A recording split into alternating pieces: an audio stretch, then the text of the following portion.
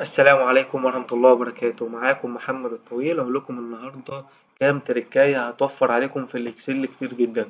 لو أنت شغال على شيت الإكسل وعايز تعرف الوقت والتاريخ بتاع النهاردة هتعمل إيه؟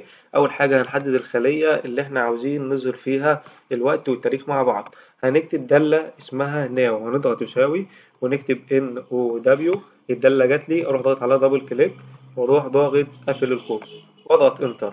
كده جالي زي ما انتم شايفين الوقت والتاريخ. تمام. طب لو انا عايز اكتب التاريخ بتاع النهارده هعمل دالة اسمها today، هضغط يساوي واكتب today. الدالة جات لي لوحدها اهيت، اروح ضاغط عليها دبل كليك واروح قافل القوس واضغط انتر. تمام. طب انا دلوقتي عندي مشكلة ان الوقت والتاريخ مع بعض هنا اهو، وهنا التاريخ لوحده. طب لو انا عايز اخلي التاريخ لوحده والوقت لوحده اعمل ايه؟ اروح جاي عند الخانة بتاعة التاريخ واضغط كنترول مع حرف الكاف، وبعد كده اخلي الوقت لوحده ازاي؟ اروح جاي عند الخلية بتاعة الوقت اضغط عليها واروح ضاغط كنترول مع شيفت مع حرف الكاف. زي ما حضراتكم شايفين دلوقتي الوقت لوحده والتاريخ لوحده برضو. تمام.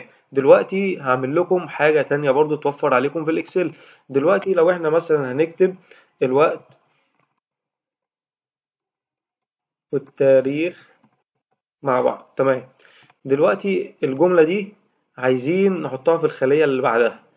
في الطبيعي احنا بنعمل كنترول سي وبعد كده نيجي هنا ونعمل كنترول في، كنترول سي، كنترول في. طيب انا هقول لكم دلوقتي حاجة تسهل عليكم الدنيا دي كلها، بدل ما تقعد تعمل كنترول سي وكنترول في وتاخد وقت لو انت معاك داتا كتير جدا. هاجي عند الخلية اللي تحتها واروح ضاغط كنترول مع حرف الدي، الكلام نزل تحته مرة واحدة.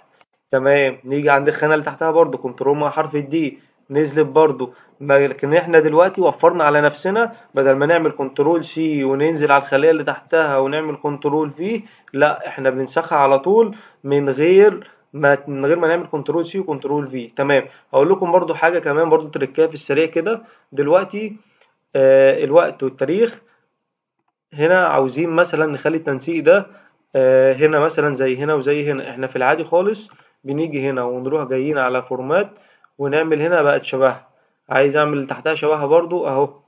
تمام. طب لو انا عاوز بدل ما كل شوية اعمل كده واروح على فورمات وانزل اعمل هنا اهوت، لا هقول لكم دلوقتي طريقة تسهل عليكم الكلام ده كله. هنرجع الاول كنترول زد، كنترول زد. تمام. دلوقتي انا عايز اخلي التنسيق ده اعمل بيه كذا مرة من غير ما اروح عند فورمات واجي. اروح جاي عند فورمات واضغط دبل كليك واروح جاي هنا كده ادي 1 2 3 4، اعمل زي ما انا عاوز في تنسيق الخلايا. انا خلصت اضغط على